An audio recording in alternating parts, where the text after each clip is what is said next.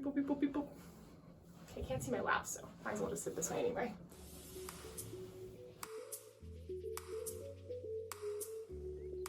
Hello, welcome back to my YouTube channel.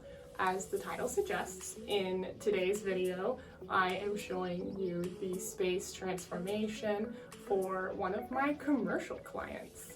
My backdrop may be a little bit new. I'm filming at a friend's house, so I had to get a little creative. But also, I decided to throw up some purple behind me and wear my lavender purple Free People tops that has this fun little sleeve detail in honor of the space that I'm transforming in this video. My client has their own small business that's branding involves around lilacs and that lovely light shade of purple. So that's the theme I'm rolling with. It's a very small space, so the transformation wasn't major, but I think it's important to reflect on how crucial it can be sometimes just to invite another person in to help you bring your ideas to life and actually execute the layout of a new space.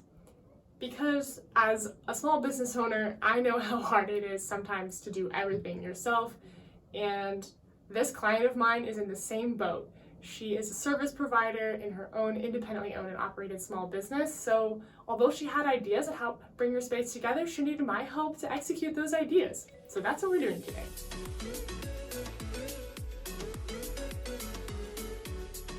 So these are the before photos of my client's space. As I put these up here, you'll be able to see that the space was functioning well for them, but they were doing a lot with a small studio area. And for their new clients this summer, she wanted to be able to open up her service area to offering spray tans. So in order to start doing spray tans, she was gonna have to fit a 4-foot by 4-foot spray tan booth somewhere in this room. I realized pretty quickly that in order to fit a spray tan booth and her esthetician's bed where she does the majority of her services, there really only was one layout that was gonna work for her space. And then the fine details came in tweaking the rest of the stuff to accommodate her needs around this set fixed layout. So the before and after photos aren't as dramatic as the other transformations you may have seen on my YouTube channel so far, but what was crucial was really understanding that through my process, we were able to confirm that that was in fact the best layout, the optimal layout. In this case, the only layout we could do. So then the idea was, how do we make the rest of the space and the room around her esthetician's bed most efficient for not only her use with her services that she provides, but also for the client experience.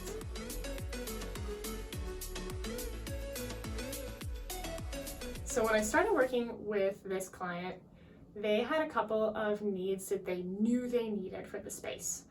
She was able to get rid of her brow chair and get a bed that has more configuring options that allows her to only need the bed to provide services that would have otherwise been provided from the brow chair. So awesome, we were able to get rid of one really big obstacle in the space. But then she also knew she still needed a few different designated stations in her room for her specific products that she accesses very often. And she wanted my help to revamp her merchandise displays. She had another local small business woman help her design her branding and her graphics, so we knew we wanted a dedicated space for that in her studio. Her partner's gonna assemble a 2x3 storage cubby and then attach furniture feet to the bottom so that we can put it in this corner here, but get that cubby on furniture feet so it's lifted off the floor, considering enough airflow underneath for the heat that's in this old home that she works in. A couple of other things were, in addition to the bed where she provides services to her clients, she knew she also needed at least one chair to stay in the studio because occasionally clients bring a friend or someone else with them to their service appointments, or friends will book appointments back to back. So she wanted somewhere for one extra person to sit inside the room comfortably. she had a spot for clients, but it wasn't super intuitive. So that's where some of my space planning came in, was how can we visually merchandise not only her merch, but the other products that she sells to support other small businesses? How can we make those really shine?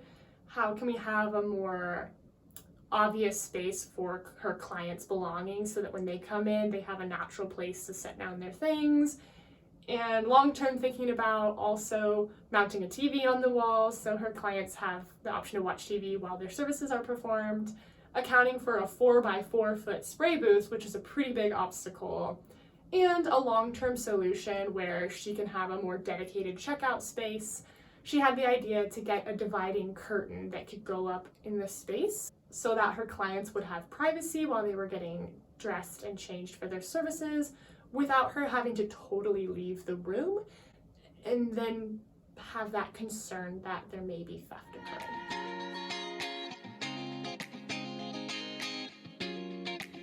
The next step, like with all of my clients, was now that we had an idea of what she needed in her studio, what was working, what wasn't working, what needed to be adopted, I met up with her to measure out the dimensions of the space, get my measurements that I needed to scale everything, and got busy working on that. So this is just going to show you kind of how my client has their studio laid out right now. They have one chair here. Technically there are two chairs. The second one is down in their storage. If I could find a place for both of these chairs, that'd be great. She has this one kind of in front of the sink so the clients can still walk through this hallway to get to the bathroom that's over there. But she's got some merchandise on this shelf when you first come in the door, as well as a wall shelf here with some merchandise, as well as some prints that are for sale on the wall over here. I don't have them scaled out, but she's got quite a few smaller towers of, 3-tiered shelving units with all of her supplies and things. This main counter here is where she has all of her wax and things. She's an esthetician, so this is where a lot of her products are that she's using during all of her services. This is like a small entryway bench almost, where she stores her own like shoes and things underneath, as well as wipes, hand sanitizer, things for her clients. This is kind of where the bed is right now. It's kind of in the middle of the room, so she can walk all the way around it because she does use the same bed for most of her services. And she previously had a brow chair here in the corner. That's what this placeholder is for. We don't have the brow chair anymore, and a lot of furniture is being changed around, / a couple of pieces are going to be added to have a more consolidated place for her merchandise display, as well as maybe even getting 2 client chairs in here instead of just the one. So I'm gonna add some things on, move some things around, and see what we can do to optimize this layout for my client, make the most of her space.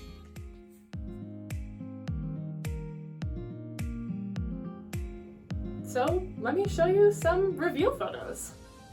My client was able to really identify and make a more concrete decision about which products she needs to buy for her studio in the future and which products may not actually be as necessary, because she had some ideas that once we put them into practice realized, oh, maybe that won't actually be as efficient. Or now that I see that this corner is working really well for client belongings, I can keep my eye out for a slim profile narrow bench that clients may feel more comfortable sitting in. And she also wants to maximize the vertical storage above the bench. So we have some other ideas about how to work within the confines of these really small spaces, but it's really lovely to see it all come together.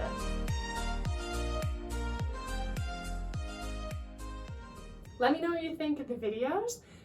Thank you so much for being here. I release new videos on the 1st of every month about attainable interior design, space planning for residential and commercial services, shelf styling clips, really anything else in between.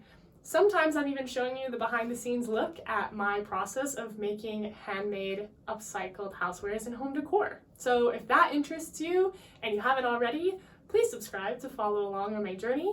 My website is coming out soon, will be launched this summer. Otherwise, you can continue to find me here on YouTube, and I'm also at Lubke _transformations on TikTok and Instagram.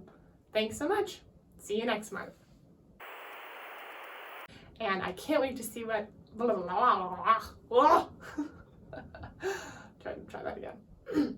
So I'm going to shift a little bit to the side. Hope that you can still see me. And then we'll use this part up here to put photos.